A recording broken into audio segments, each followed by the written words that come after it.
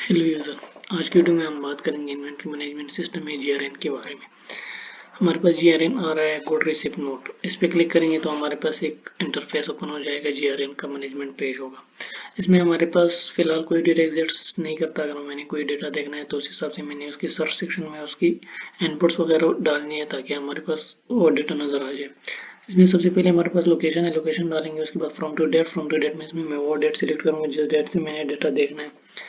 अब by default आते हैं 2 डेज़ का डेट 23, 24 यानी आज और कल का डेट आता है। जो कल गुजर गया वो और आज जो डेट है वही, ये 2 डेट आ रहे हैं। अगर आपने पुराना डेटा देखना है तो आपने इधर से अपने हिसाब से जो भी आपने डेट सेलेक्ट करना हो वो डेट आप सिलेक्ट करें।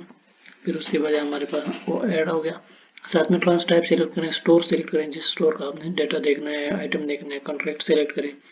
उसका परचेज ऑर्डर कोई होगा, उसका कॉस्ट होगा, सब कॉस्ट होगा, डिपार्टमेंट होगा, कॉस्ट सेंटर होगा, आइटम डिटेल।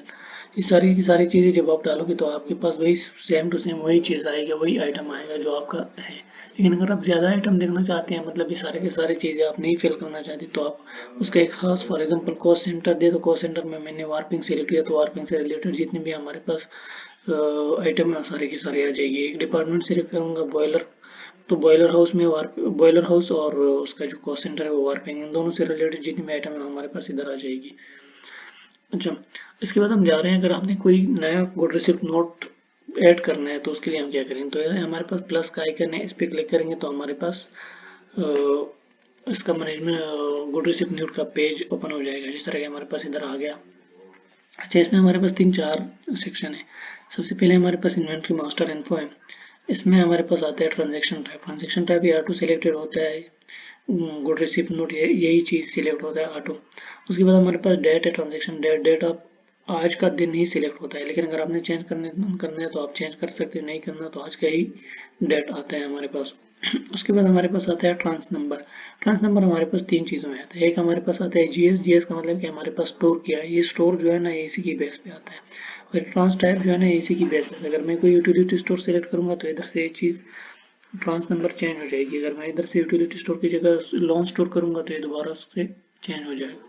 फिलहाल मैं इसको जीएस रखता हूँ, जनरल स्टोर रखता हूँ। तो सबसे पहले जीएस जो हमारे पास एक जनरल स्टोर रिप्रेजेंट करता है, फिर उसके बाद जीआरएन जो ये है ये हमारे पास ट्रांजेक्शन टाइप रिप्रेजेंट करता है। रेट जो 25 है ये हमारे पास रिप्रेजेंट करता है ईयर। और ये जो 5 डिजिट और नंबर है इसका अलग नंबर है। उसके बाद रेफरेंस डॉक जो नंबर है ये रेफरेंस नंबर भी हम कह सकते हैं इसमें। उसके बाद हमारे पास डॉक डेट है, जो भी आप डेट सेलेक्ट करना चाहते हो, आज का डेट सेलेक्ट करना चाहते हो, दूसरा डेट है। साथ में हमारे पास स्टोर आता है। उसके बाद हमारे पास कॉन्ट्रैक्ट आता है, आप कॉन्ट्रैक्ट वगैरह इसका सेलेक्ट करें, कोई भी आप आइटम के हिसाब से आप अपना वो चीज़ सेलेक्ट कर सकते हैं। उसके बाद हमारे पास आते हैं परचेज इन्फो। परचेज इन्फो में हमारे पास सबसे पहली पार्टी है, किस पार्टी से हमने सामान लिया है, किस पार्टी को देना है, किस पार्टी सामान लिया है, तो हमारे पास यही चीज़ आते हैं। अब हमारे पास पार्टी है, नज़ीर डाइंग है, शाहनूर इम्पेक्स है, नूर इम्पेक्स है। इसमें आपने जो भी आपकी पार्टी है वो आप सिलेक्ट करें। मैं फॉर एग्जांपल इसमें एक पार्टी है आयशा ट्रेडर, मैंने यही सिलेक्ट किया। अच्छा, आयशा ट्रेडर को मैंने सिलेक्ट किया, कोई भी पार्टी आप सिलेक्ट कर सकते हैं परचेज इन्फॉर्मेशन में। फिर उसके बाद उसका परचेज ऑर्डर होगा। परचेज ऑर्डर अब आयशा ट्रेडर में हमारे पास ये तकरीबन 3-4 परचेज ऑर्डर जितने भी है सारे के सारे इंक्लूड है। मैं इसको सिलेक्ट करता हूँ, आप इसकी जगह दूसरा सेलेक्ट करें, लेकिन आपके पास परचेज ऑर्डर अगर है तो आप इधर से सेलेक्ट कर सकते हैं। अब आयशा ट्रेडर के साथ हमारे परचेज ऑर्डर बने हुए हैं तो मैं इसको सेलेक्ट करता हूँ। उसके बाद इसका कोई इनवॉइस नंबर होगा, आप वो सिलेक्ट कर सकते हैं। इनवॉइस नंबर के बाद हमारे पास आईजीपी या जीपी नंबर, मतलब इनवर्ड गेट पास या गेट पास, हमारे पास ये चीज़ें आती है। इसका कोई नंबर होगा जब भी बाहर जाते हैं।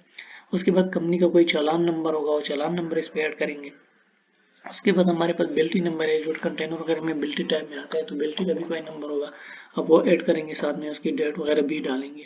उसके बाद एलसी नंबर, मतलब कंटेनर का जो नंबर है ना जिस कंटेनर में आता है उसका नंबर हम इधर डालेंगे और साथ में इधर कंटेनर का ही नंबर डालेंगे।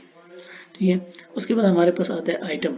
अब जिस तरह मैंने पार्टी सिलेक्ट किया और पार्टी का हमारे पास परचेज ऑर्डर सिलेक्ट किया, तो उसी बेस पे हमारे पास अब इधर आइटम आएगा।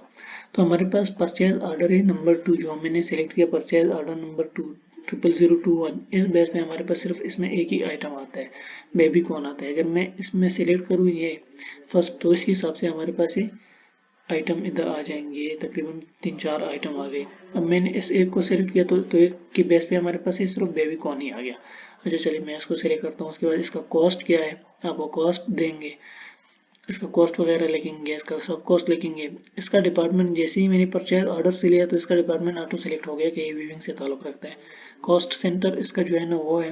साथ में इसका क्वांटिटी हमारे पास आ गई कि इसकी 1600 क्वांटिटी है, क्योंकि गुड रिसिप्ट नोट है जो उधर हमने परचेज ऑर्डर दिया था तो उधर से ये चीज़ें आ गई हमारे पास। इसकी 1600 क्वांटिटी आ गई हमारे पास। उसके साथ साथ उसका रेट है 205 पर आइटम में, तो टोटल 1600 को 205 से मल्टीप्लाई की तकरीबन 32 समथिंग आ रहा है।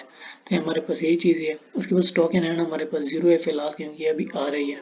साथ में इसकी एवरेज वैल्यू 1 की ये है। करेंसी अगर आपने पाकिस्तान गए तो PKR है, बाकी अगर बाहर मुल्कों गए तो आप वो रख सकते हैं। इसका STR मतलब सेल टैक्स रेट है हमारे पास। ये सेल टैक्स रेट है, अगर आपके 18% है आप उसी के हिसाब से रख सकते हैं जो आपका सेल टैक्स रेट है। उसके बाद हमारे पास आता है OTR मतलब अदर टैक्स। अगर आपके पास मतलब अदर भी टैक्स है, STR 18 या अदर कोई टैक्स है आपका, तो आप उधर से उसका लिख सकते हैं कि 3% है, 4% है, 5% है, 10%, जो भी आपने वो लिखना हो वो लिखिए। उसके बाद हमारे पास फ्राइट आते हैं। फ्राइट का मतलब ये होता है कि कोई भी आइटम मैं लेता हूँ जिसका हमारे कॉस्ट में तो आते हैं लेकिन वो टैक्स वगैरह में शुमार नहीं किया जाता। इसका एग्जांपल मैं एक ऐसे देता हूँ कि फॉर एग्जांपल मैंने गाड़ी में 50,000 का सामान लोड किया। अब 50,000 का सामान जो है ना उसका टोटल कॉस्ट आ गया। अब वो पहुँचते पहुँचते इधर आ गया, उस पर 18% 22% मैंने टैक्स दिया और साथ में 3,000 का मेरा पेट्रोल जल गया। तो 3,000 का जो पेट्रोल का खर्चा है ये इधर कॉस्ट में तो शुमार होता है, 50,000 की कॉस्ट में शुमार होता है, लेकिन टैक्स में शुमार नहीं होता। तो ये 3,000 हमारे पास फ्राइड में आता है। उसके बाद इसका बैच नंबर होगा, मेड होगा, जो इस कंपनी का मॉडल होगा, स्पेसिफिकेशन वगैरह होंगी। तो ये सारी की सारी चीज़ें हमारे पास आती है। इसके सेव आइटम पे हम क्लिक करेंगे तो हम